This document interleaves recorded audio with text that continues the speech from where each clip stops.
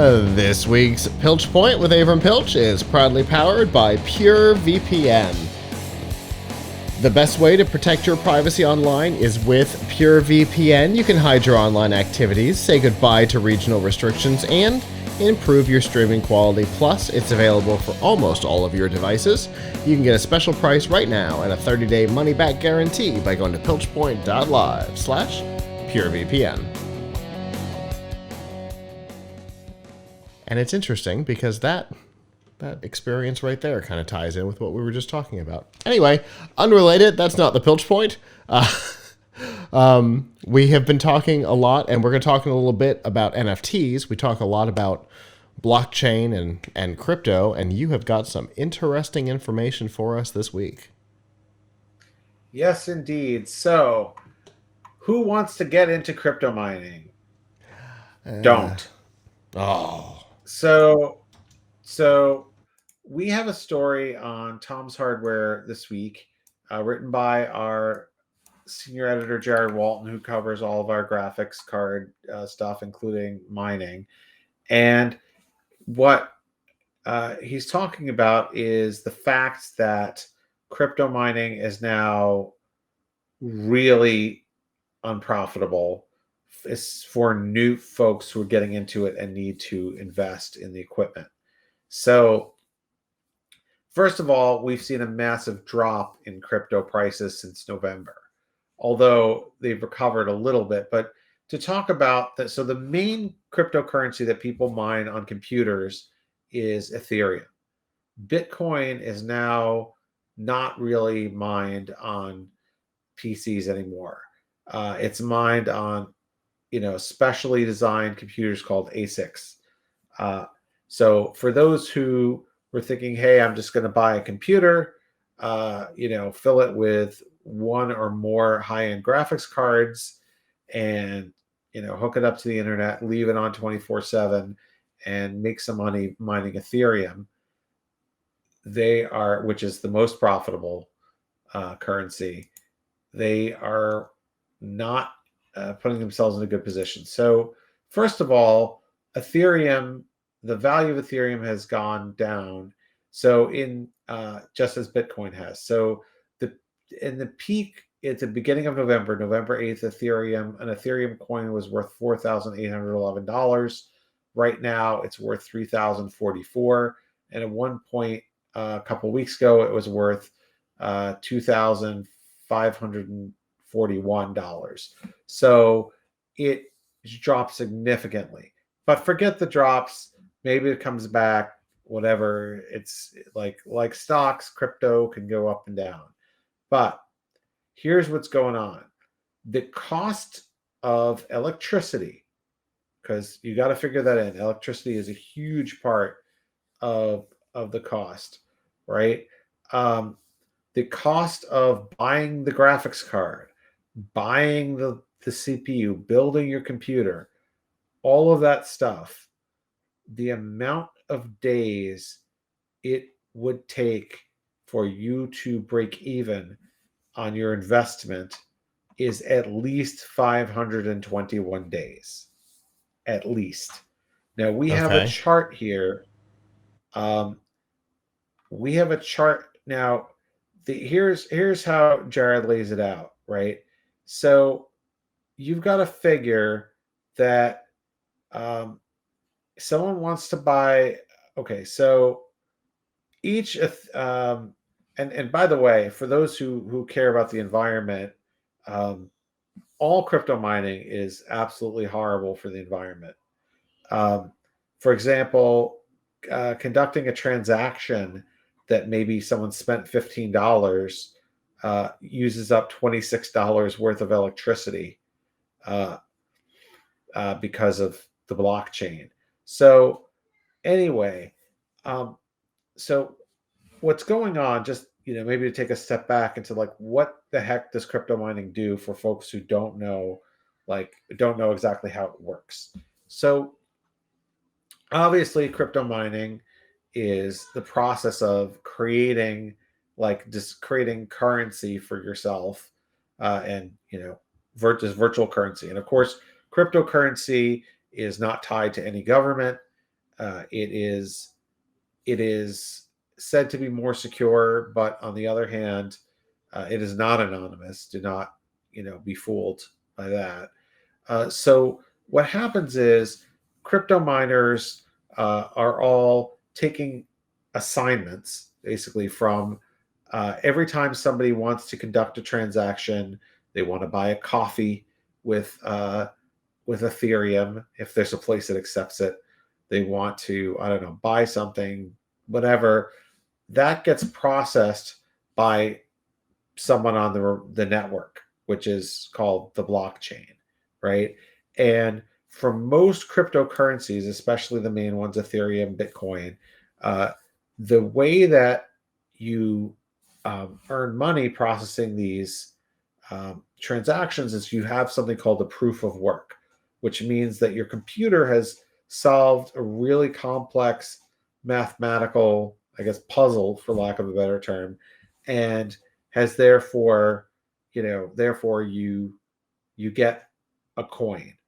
Now, usually what happens these days is it's difficult to get those assignments. It could take weeks, months, whatever to mine one coin. So a lot of smaller miners are part of a network like Nice Hash, where they sign up and their computer kind of becomes a node on this network. And so depending on how much processing resources their computer gives, that's how much they earn. So anyway, you if you do the math on this, a someone who, for example, buys a Radeon RX 5700 XT GPU, they which has a nice hash rate of 323. That's like, you know, that's how many, like, I guess, equations per second are being processed. Or is it, I think, mega hash? Maybe that's how many thousands of equations. Anyway, so that person would be spending about $5,600 today to build that machine. Uh, Now, they would also be spending about, let's say, about 10 cents per kilowatt hour uh, to process this, and the amount of kilowatt hours per day they're using would be quite significant. So, if you look at it that way, you would maybe earn $10.78 of profit a day on that Radeon card. And so, given the amount that you have to spend to get that, you're talking about spending 521 days to break even. But it can get worse. If you get an RTX 3050 card, which is kind of a low end card, so it's a little bit slower, but less of an investment. You get that card, you put in your system, and you are talking about earning $4.27 a day on what we figure is an outlay of about $3,992 to build your system. I think these assumptions are that you're actually going to have multiple cards in the system, not just one. Because again, you need more. You need the more graphics cards you have, the more the faster you're going to process. I mean, you can mine Bitcoin with a Raspberry Pi, but it's, which has no, which is not much of a graphics system at all, but it's going to take you like 10 years or something to, who knows if we'll still be, cryptocurrency will be the same thing by then, right? So, or maybe it'll take you 100 years, like, to mine a coin. So, um, with like a 3050, you're making like $4.27 a day. By our math, that means that it would take you 935 days to break even. So, like, why on earth would you get into this business? And Ethereum may actually go through a change where it's no longer doing proof of work, and it's doing something called proof of stake, which kind of which would mean that you're not doing the calculations that you're doing now. So it could change the whole game anyway. And who knows after 500 days whether your graphics card is still going to be functional. I mean, most of these graphics cards have not been made to be running at 100% capacity for 24/7 for years, right? I mean, Yeah, the for fans sure. can wear out, like, and I'm not gonna name names here, but some sites uh, that we know uh, have written articles about laptops that you can mine with. That is just a really bad idea. You should not be mining on laptops. Now, there was some mining farm, I think, and where some company, I mean, when you talk about mining farms, you've got like professionals who are like doing things like buying an old coal plant and using the power there and just doing stuff to get crazy cheap electricity and just doing things in such bulk that, there was actually, I think, at one point, some crazy mining farm where they tried to use laptops, but that is such a bad idea. So, you're talking about maybe you would get like 40 mega hash per second or less on a 3080 laptop. That so you're talking about the laptop maybe costs $2,000. Uh, then the cooling isn't quite so good. So you're talking about, we believe it would take 1,000, depending on how limited the GPU was by NVIDIA's, they're trying to limit your hash rates on these because they don't really want people to be mining on them. It would take you between 1,000 or 1,500 days uh, to break even on your $2,000 laptop. Yikes. I mean, and do you think your $2,000 laptop will last 1,000 days doing that? At 100% Like capacity? 100% capacity, 24/7? Half the No, laptops I we don't think it see will. today don't survive 3 years, 1,000 days at normal capacity. I mean, I don't know. I've had better luck than that, but I mean, you don't, like, these things wear out. Will wear out a graphics card and a computer when you're running it at like full bore like that. I mean, that's more than you would do when gaming, right? Because not every moment that you're gaming is your graphics card operating at 100%, right? Right. And you So sleep. yeah, even if you never slept or you tag teamed it and there was always somebody gaming on your computer 24/7, I still don't think it would have the wear and tear of mining. So, yeah, in short, this is not a good use of someone's money right now. It really is not. Those who have already gotten into the mining business and they've already kind of amortized their costs are going to continue. And those who are, running these massive farms where they've got certain efficiencies, okay, maybe they're going to do this, but it is not wise. It is really not wise for you as an individual to mine. And if you're thinking, well, maybe I'll just mine a little. I have a computer that has decent graphics card. Maybe I'll just let it do a little mining while I sleep or something. You're gonna not make much money on that, if any, and you're gonna wear out your parts. Because if your system's not going 24/7, I mean, you may not really be able to, the idea of a mining rig is it's just gotta be 24/7 mining. Right. Yeah, because you're never, like, the casual miner is almost never going to to produce enough to even justify the computer's existence. And, you know, the cost of power alone screws everything up. Right.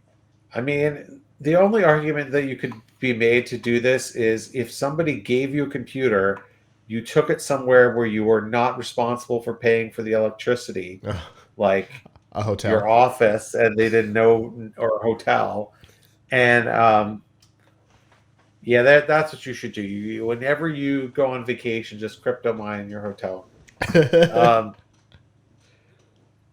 uh, but yeah, it's just not, it's not tenable. And by the way, if you care at all about the environment, like the carbon footprint of mining, both as an individual and just all the mining that takes place, is really significant. There's a lot of electricity being wasted.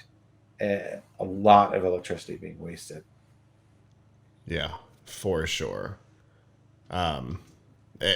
Tons of electricity. And so my comment about, I just have to put this out there. My comment about hotels, in the early days of mining, it was 100% happening. People were getting hotel rooms at really inexpensive hotels, like, you know, the Plaza in Las Vegas on a normal Tuesday is about $29 a night. So they'd get hotel rooms and then bring a bunch of mining rigs in and then just totally ruin their their electricity bill. I wonder if they did something to stop that. I don't know. It would be fascinating. So Terry in the YouTube chat room says, we were asked if we'd entertain mining at Amrock, and we said, no. Especially at commercial utility rates, no thanks. Yeah. It's just madness how much power it uses. And you know, I'm still of the opinion that, like, I don't think cryptocurrency is a fad. Like, it's going to be here, but it's still, like, this mining craze is going to come to an end, because I agree. it's like, if there's a need, first of all, I think proof of work is going to be replaced by other things like proof of stake. And it's just like anything else, there are people who are going to jump on this now, like people are jumping on NFTs. Although NFTs, I think, are totally, like, there will be cryptocurrency 10 years from now, whether crypto mining as like a way of making good money will exist. I don't think so. But NFTs are just going to be forgotten. I mean, it'll be on, like, if they still have VH1, it'll be on, like, I Love the 2020s or something. Do you remember when people bought something and didn't own it? Like, that is the weirdest thing.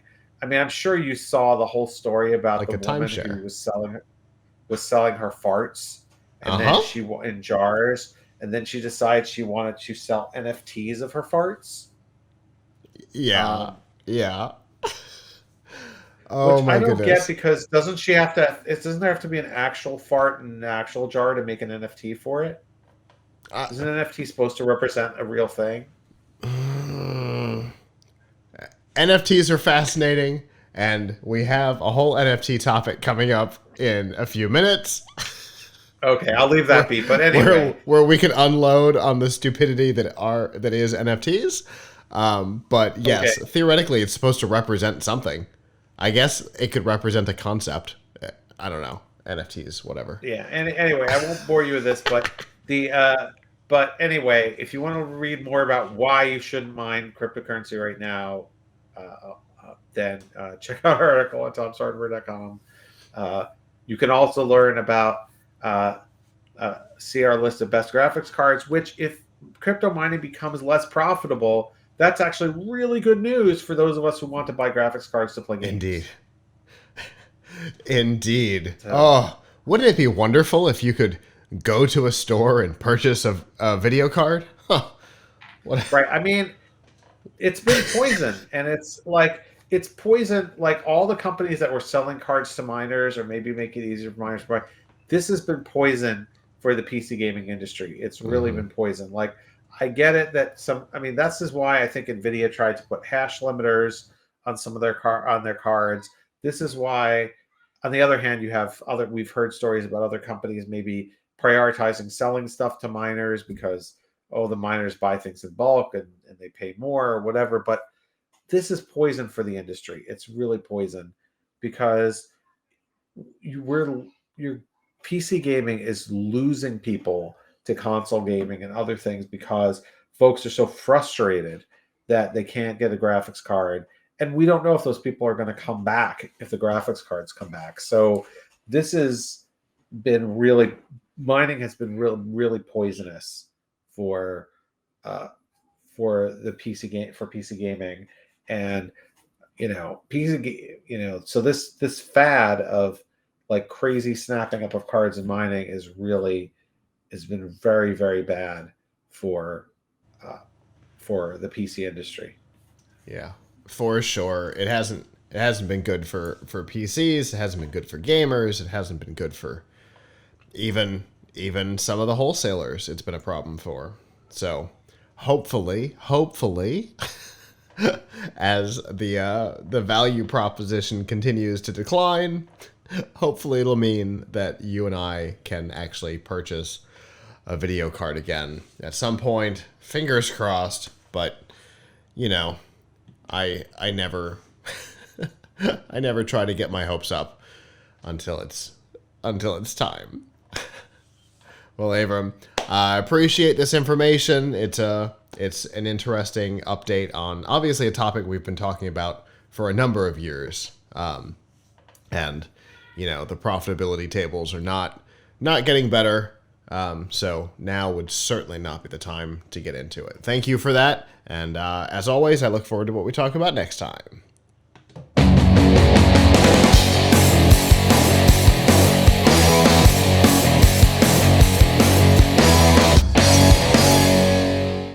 Hello, YouTube. Thanks for watching, and I hope you enjoyed this episode of the Piltch Point with Avram Piltch. If you did, please subscribe to our channel, and of course hit the notification bell since subscriptions don't mean much on YouTube anymore. And if you've got topics you'd like us to discuss in the future, we'd love to hear from you in the comments below. If you don't want to follow us on YouTube, that's okay. There's a lot of other ways that you can follow our content. You can find all of that by going to plughitslive.com/subscribe. There you'll see all of our shows and all the different ways that you can watch, listen, and follow along.